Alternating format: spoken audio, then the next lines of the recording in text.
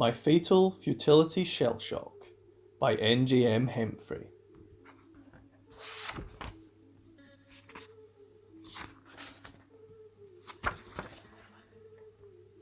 Prologue. Age 61. Year 2322. The ultimate soldier is broken at their core, my brain chip sherry can said inside my head. She said it with an emotional conviction I wasn't used to hearing. Their humanity is broken, and their behaviour is ensured efficiency via implants of mental, emotional, and physical design. Shame, hesitation, and disobedience do not belong within the ultimate soldier. Their violence is vindicated, and their valiance is vanquishing. Ultimate soldiers are the next step in a species' dominance and evolutionary development. Ultimate soldiers should not be underestimated, and they should never be mistreated or misled. Sitting on a centre aisle chair inside the Tenno Yari, as the vessel cut through dimensions, I looked down at my arms resting on my knees. The rows of thick, stopper-shaped contraptions on my gauntlets ever so slowly swiveled and pumped in and out. The rhomboid knuckles of my armoured gloves moved like pistons as I flexed my fingers and rolled my hands over to see my palms. Metallic, skeletal veined webbing clad each, and I could feel the magnetic levitation and capture fields lightly materialising whenever I bent my fingers a certain way. The armour protecting every other centimetre of my body resembled a bony, bandage-like weave that constantly shifted. My void cutter suit had been given a jet black paint job, of course, and a neon red symbol glowed on my chest plating. The symbol of a demonic tiger bearing long sabre fangs and a bony crest of spindly ram horns, its 4 sleek eye sockets burning into anyone who dared look at it. Beside me, my void cutter helmet sat. It had been shaped into a wedge design and made to look even meaner and more sharkish than my previous suits. Apparently, the plating on the helmet would shear off most bionic, bionetic, and natural skin. I wondered how many reflex I'd have to kill before I was reduced to using that helmet as a main weapon.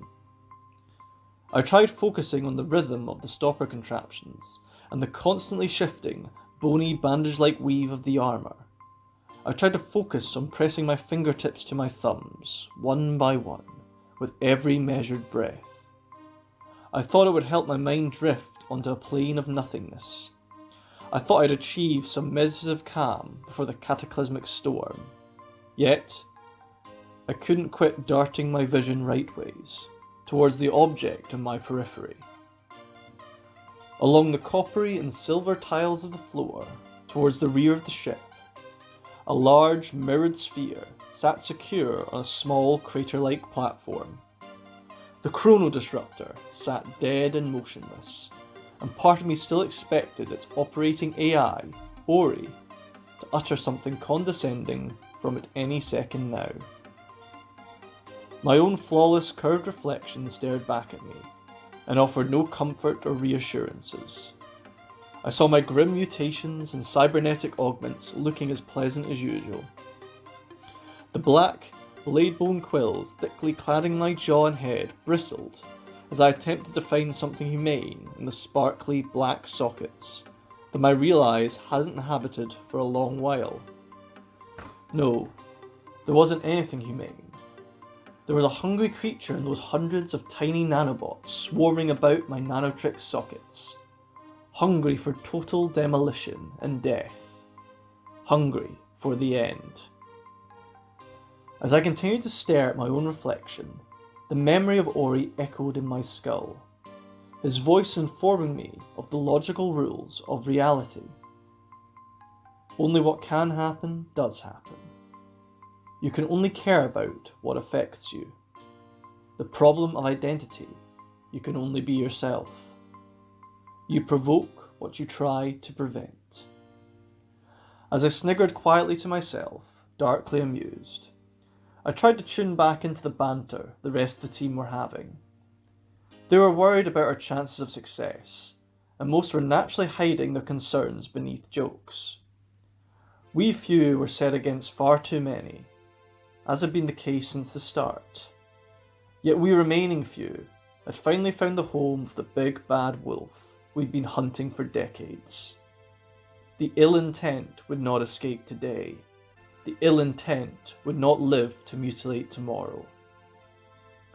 I joined in the conversation, raising my hand and crushing my fingers into my palm. To defeat our enemy, we cannot hate them. Our wrath must be focused yet respectful. We aren't here because of hatred or revenge. This isn't about us or who we've lost. This is about the survival of reality as we know it.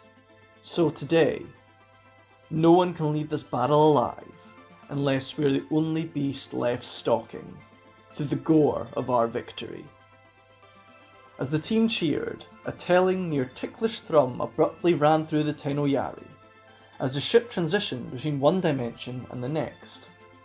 The thrum remained for many seconds, spreading up the lumbers of my spine to my skull and teeth.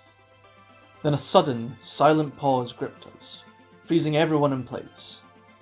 Even the void cutter weave of our armour stopped shifting. It felt like I was holding my breath without meaning to, and I was spare of control over when I could inhale again. I watched a single second tick by on the digital clock in my nanotrix vision, and the pause ended.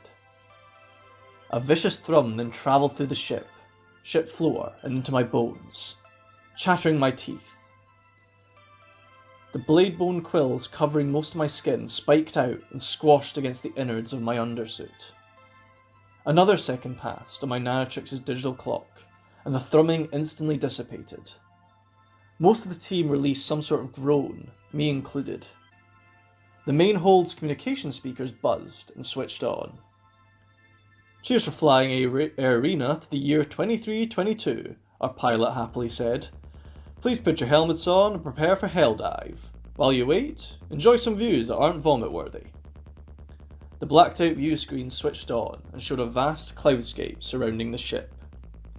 Pinkish rays of the rising sun poked through gaps in the white, wispy layers of condensed gas. I didn't notice evidence of much else inhabiting the sky that the Tenno Yari calmly flew through. The team sounded pretty enthused. Strategy is determined through calm. My mouth curved awkwardly as I felt the weight of the breath exiting my lungs. My fingers brushed over the razor-sharp, serrated edges of my wedge-shaped helmet. I took a few more heavy moments before finally sliding the helmet over my head and locking it into my armoured collar. I reflexively bashed the side of my helmet to check its toughness.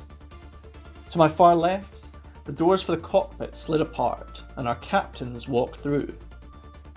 The pair of them motioned us to the space in the hold, beyond the side seating and central aisle chairs, where we could all stand together. As we gathered in a circle, a couple of meters away from the chrono disruptor, holo projectors on the ceiling began to stream an image of the ill-intent beachside fortress in the centre of us. I grimaced listening to the final overview of the strategy. The Tenno Yari shuddered terribly, an unknown force jolting the entire hold. Sirens screamed, and the inertia shifted in the opposite direction of the blow as our pilot swiped the ship sideways. I swiftly braced against the twisting gravity and looked at the view screens. Intense, glaring, yellow beams shot through the cloudscape from below and sliced the air. Solar lances! Beam after beam slashed across the sky, and the Tenno Yari swooped and pivoted faster and faster to avoid them. The team scrambled around me.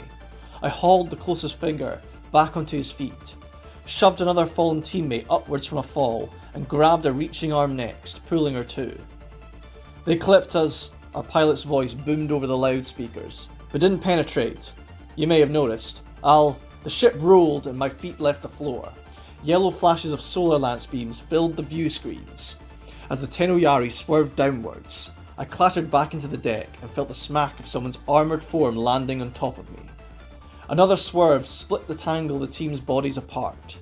Pushing onto my knees, I pulled the closest teammate up with me and almost stood straight before the ship's hyper-aggressive veering threw us about again, I reacted faster to the violent inertial pull this time, and locked an arm and a leg against the central aisle seating.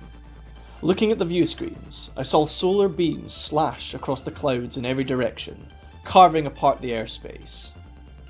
Fuck.